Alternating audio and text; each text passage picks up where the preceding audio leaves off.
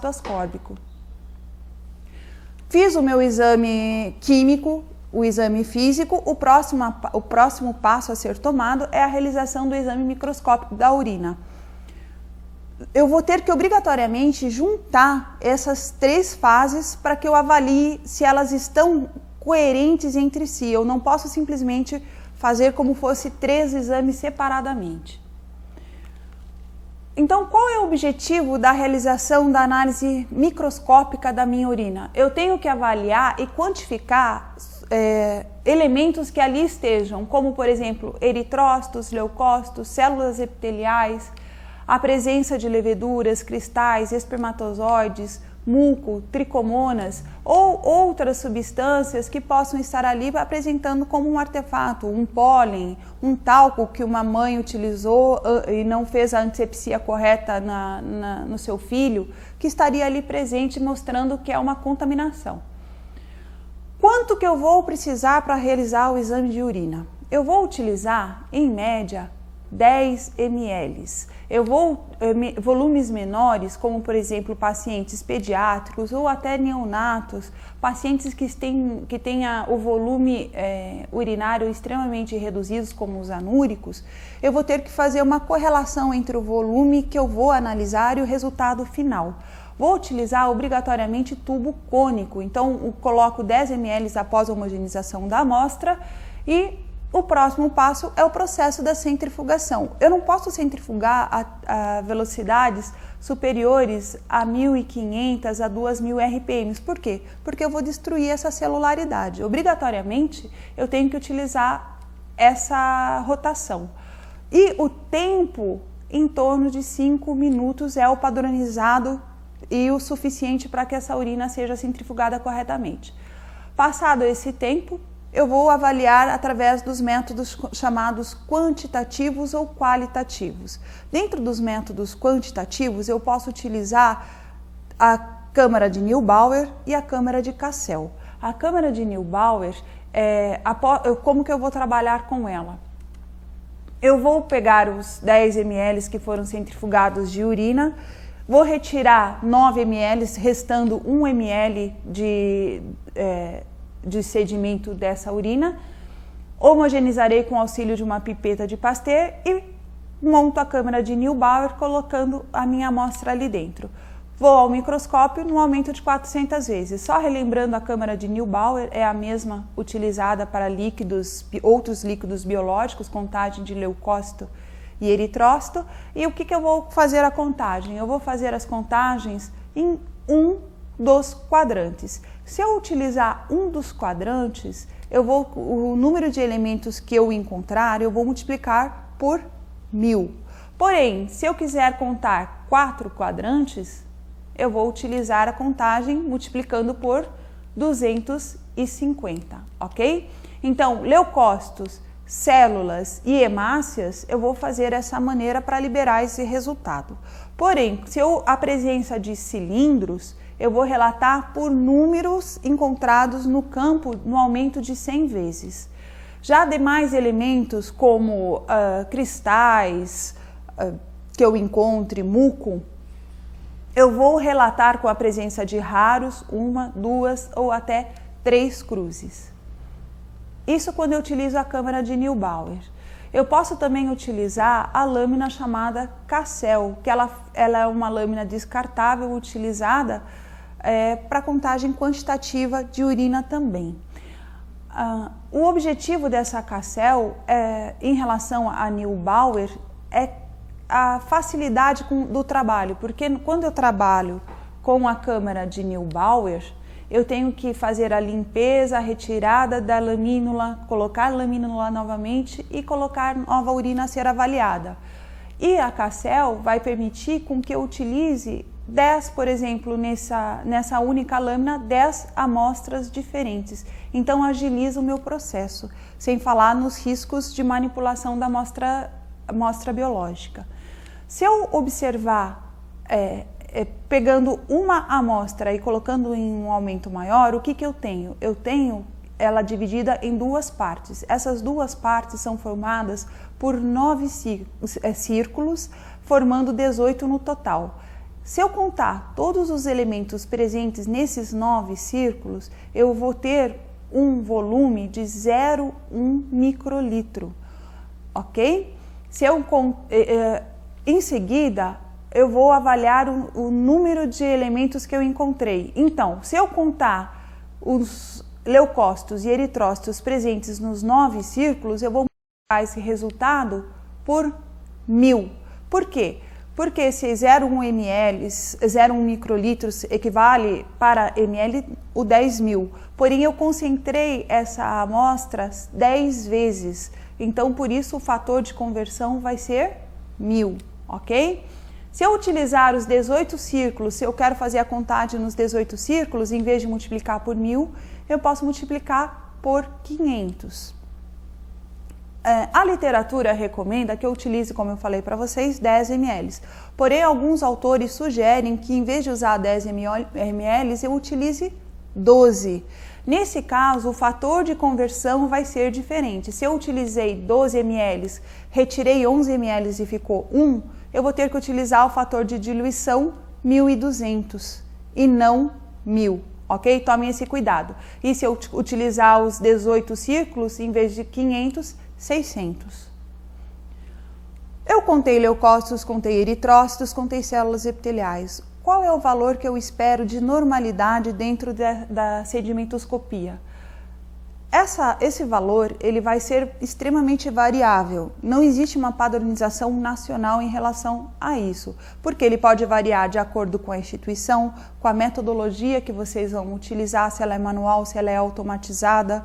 Então, eu coloquei um exemplo dos mais utilizados. Até 10.000 células epiteliais por ml de urina seria o valor de referência, até 10.000 leucócitos e até 5.000 células.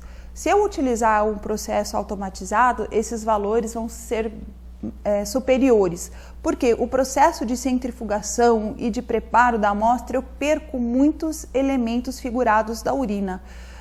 E isso não acontece no processo automatizado. Então, se eu tenho, de repente, trabalhando num local, eu estou fazendo um método manual e eu vou passar para um método automatizado, obrigatoriamente eu vou ter que fazer uma curva de conversão para que eu saiba qual é o valor esperado no método automatizado em relação ao método normal.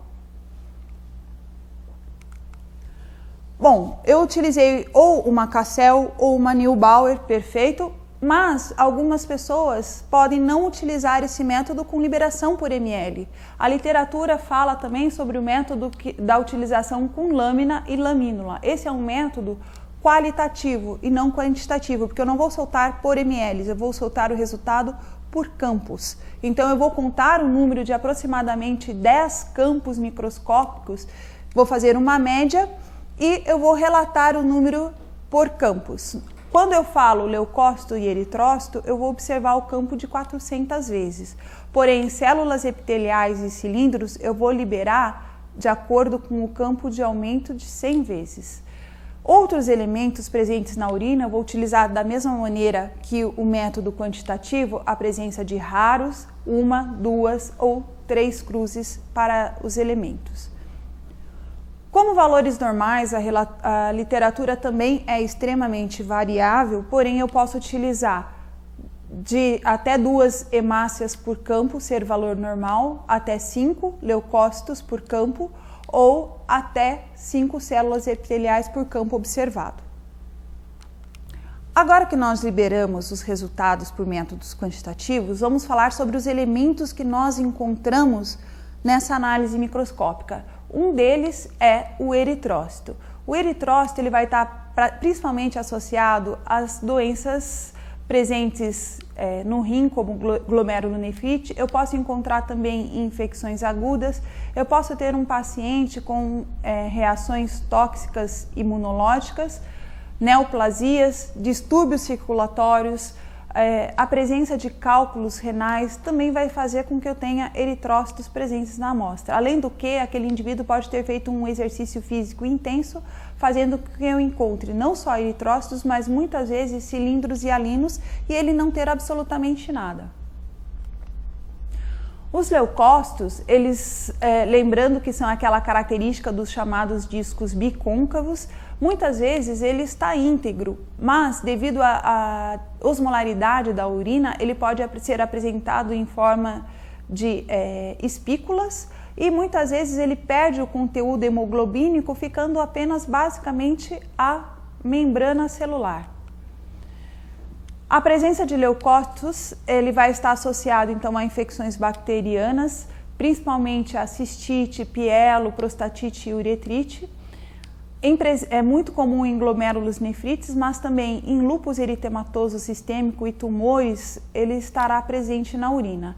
Eles são maiores que os eritrócitos, fazendo com que eles sejam facilmente diferenciados dos mesmos. Células epiteliais, eu posso ter células epiteliais chamadas descamativas, onde eu tenho a presença de células poliédricas, o núcleo é extremamente pequeno e isso é característica de contaminação no momento em que aquela urina está sendo coletada. Muitas vezes essa descontaminação, esse processo de antisepsia, ele não é feito rigorosamente. Nós temos a presença de conteúdo vaginal no exame de urina da mulher, como é esse caso, onde eu tenho a presença de células-chave, as chamadas clucéus, da vaginose bacteriana causada por Gardnerella. Isso aqui, se essa urina fosse bem coletada, essa célula não deveria estar aí presente. Além de células epiteliais descamativas, eu posso ter células transitórias, que são menores e núcleos excêntricos, e a presença, como está no lado esquerdo, e do lado direito, que vocês estão avaliando, a presença de células renais. Elas são maiores que os leucócitos em comparação e os núcleos são maiores. Além de leucócitos e eritrócitos e células epiteliais, eu posso ter a presença de cilindros. Então, o cilindro, na verdade, ele é formado na luz tubular e são precipitados proteicos. Então, eu vou ter a proteína, a proteína formando o cilindro, e esse cilindro, de acordo com o que tem dentro dessa matriz proteica, vai caracterizar o tipo de cilindro que eu apresento. No caso, se ele não apresentar nada, apenas matriz proteica, ele vai ser o chamado cilindro hialino. Se ele apresentar eritrócitos, cilindro eritrocitário. Leucócitos, leucocitário, cilindros epiteliais. Se a presença dele em relação ao hialino for de presença de grânulos, que é decorrente da destruição dos elementos que estavam ali presentes, vai ser granular ou cilindro sério. Então, umas fotos caracterizando a presença de cilindro eritrocitário, onde vocês podem visualizar nesta figura a presença de eritrócitos no interior do cilindro, a presença de cilindros hialinos, onde na verdade não tem absolutamente nada em seu interior, apenas matriz proteica, cilindros epiteliais, onde nós temos a presença de células epiteliais formando essa característica tubular. O cilindro sério, ele apresenta essa chanfradura que é característico desse cilindro, é um péssimo prognóstico para o paciente, a presença de cilindros do tipo sério. O cilindro granuloso, onde a presença de grânulos no seu interior, e por fim o cilindro formado por leucócitos que estaria ali presente. Além de cilindros, eu posso encontrar cristais na urina, mas esses cristais nem sempre vão ser associados a infecções ou a algum processo patológico, certo? Ele é formado principalmente de sais inorgânicos, compostos orgânicos e muitas vezes até medicamentos. Esses cristais eu vou ter que relatar no meu resultado, porque a presença dele vai dar determinadas características de turbidez, por exemplo, na urina. Se eu encontrar em urinas ácidas, turvo, aspecto turvo, onde temos cristais de formas amorfas, eu posso estar frente ao urato. Como que eu vou ter certeza que ele é um urato? Eu posso aquecê-lo a 37 graus Celsius, porque os uratos eles se precipitam a baixas temperaturas e isso até dificulta o processo de microscopia, mas eu também posso utilizar o KOH 40%, uma gota, se ele diluir, é porque ele era realmente um urato amorfo. Eu posso encontrar oxalato de cálcio. O oxalato de cálcio ele vem muitas vezes da ingesta do indivíduo. É uma salada de tomate, um repolho que ele comeu e vai ser formado os oxalatos na urina, lembrando um envelope ou pirâmide. Essa característica clássica que todos conhecem é o oxalato de cálcio hidratado. Porém, nós podemos ter também o oxalato de cálcio monohidratado e ele pode aí ser confundido com eritrócitos, porque ele tem a característica mais ovalada. Se eu fico na dúvida se isso é um oxalato ou um eritrócito, eu posso utilizar o líquido de Turkey ou ácido acético, onde os eritrócitos iriam se romper, ok? Além de oxalato, eu posso encontrar ácido úrico na urina. O ácido úrico ele está presente em pacientes com gota, onde ele vai ser excretado via renal. Mostrando a foto maior do ácido úrico, a coloração dele é bem característica, amarelada. Quando eu tenho urina alcalina, eu também posso encontrar cristais presentes. Na urina alcalina, eu posso encontrar também cristais. Esses cristais, por exemplo, se forem amorfos em urina alcalina, vão ser os fosfatos amorfos. Como eu vou ter certeza que ele é um fosfato e não um urato, e se era numa urina ácida? Como a urina é alcalina, ele vai se diluir utilizando, por exemplo, ácido acético, ok? A diferença do urato e do fosfato é que o urato ele se dissolve a 37 graus, já o fosfato não. Eu posso encontrar os fosfatos triplos também, que é a característica de um caixão em formato de caixão, e ele está muito associado a bactérias que fazem o desdobramento de urease. Elas têm a urease quebrando a ureia. Quem são os micro-organismos que fazem isso? Por exemplo, infecções urinárias com micro-organismos da família Proteus mirabilis, pode ser também o grupo da Klebsiella, que é extremamente comum em infecções do trato urinário. Posso encontrar biurato de amônio, que seria também presente em urina alcalina. Alguns cristais, se eu encontrar na urina, são indícios de um estado patológico. Por exemplo, cristais de cistina. Os cristais de cistina estão associados basicamente a cálculos urinários ou a síndromes metabólicas presentes naquele indivíduo. A característica dele é que ele parece vidro, eles são cristais hexagonais e lembram vidro quebrado. Já outros cristais, como por exemplo tirosina, leucina e cristais de bilirrubina, eles vão estar presentes basicamente em doenças hepáticas. Então a presença de cristais de tirosina que vão lembrar espículas, leucina, tomar cuidado porque muitos artefatos se parecem com leucina, olhar com carinho, ele apresenta duas membranas, como se fosse duas membranas presentes, e cristais de bilirrubina que vão ter aquela característica amarelada do pigmento de bilirrubina. Eu posso também encontrar, além de cristais, bactérias na minha urina, mas eu tenho que tomar muito cuidado para eu relatar esse resultado no exame do parcial de urina. Por quê? Normalmente a urina é estéril. Se eu relatar que tem bactérias, eu estou afirmando ao médico que esse indivíduo tem infecção do trato urinário.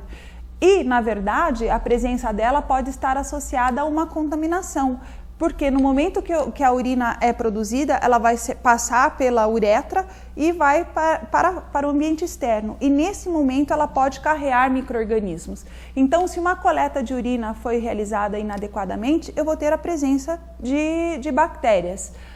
E também se eu tiver uma amostra que ficou parada sem conservante, ou seja, eu não acondicionei em refrigeração essa amostra, aquele micro-organismo irá se multiplicar constantemente. Então, na verdade, se eu quero saber se tem bactérias naquela urina, eu tenho que fazer o quê? fazer a coloração de Gram, porque eu posso também ter microbiota vaginal, que muitas vezes são bacilos gram-positivos, e se eu soltar como bacteriúria aquele resultado, no dia seguinte a cultura vai ser negativa, porque os Dodleis não crescem nos meios de cultura usuais. Então, eu posso fazer ou o Gram ou a coloração da bactéria através da gota de urina não centrifugada. A gota de urina não centrifugada nada mais é do que eu colocar 50 microlitros de uma urina depois de homogeneizada numa lâmina, vou esperar secar e vou corar essa lâmina. Se eu observar pelo menos um micro-organismo por campo no aumento de imersão, vai ter uma correlação com a cultura de superior a 10 a 5ª unidades formadoras de colônia por ml. Ou seja, eu estou confirmando que aquele indivíduo tem infecção do trato urinário, ok? Sejam eles por bactérias gram-negativas ou por bactérias gram-positivas. Posso também encontrar levedura? Posso. Da mesma maneira com as bactérias, eu posso também ter a cândida causando infecção do trato urinário, porém, muitas vezes o paciente tem uma candidíase vaginal e no momento da coleta também pode se contaminar com esse micro-organismo. Então eu tenho que avaliar se aquela urina foi realmente bem coletada, a presença de células epiteliais é um indício em relação a isso. Posso encontrar tricomonas, a característica dele é que ele apresenta ele é flagelado e com movimentos axiais, porém o tricomonas ele não faz parte do aparelho urinário, ele vai estar presente devido à contaminação vaginal daquela urina. E muitas vezes, se ele não está vivo, ele vai ficar parado e aí você vai poder contar como leucócito. Tomar cuidado em relação a isso. Olhar sempre a característica da urina. Se eu tenho muitas células epiteliais, provavelmente eu tenho uma contaminação vaginal, se é uma urina feminina. Posso encontrar espermatozoides numa urina. Então, quando eu encontro espermatozoides na urina, se é um homem, ele não deveria estar ali. Eu vou relatar. Porém, se é mulher, ele não deveria. E é uma questão ética. Eu não vou relatar a presença de espermatozoides em urinas do sexo feminino. Na presença de muco, muitos laboratórios fazem o relato dele ou não. Vai depender da instituição onde você está trabalhando. O muco ele pode estar presente fazendo filamentos na urina e ele é formado composto proteico. Realizado o procedimento de análise física, análise química e análise microscópica, eu tenho que juntar esses 3 resultados. Eles não devem ser avaliados separadamente, e sim confrontado um em relação ao outro. Se eu encontrei a presença de hemácias na tira de urina, eu vou ter que encontrar hemácias na análise microscópica. Se aquela urina tem aspecto turvo, eu vou ter que encontrar elementos presentes, seja cristais, seja leucócitos, sejam eritrócitos, células epiteliais. Eu não posso apresentar uma urina límpida e ter um monte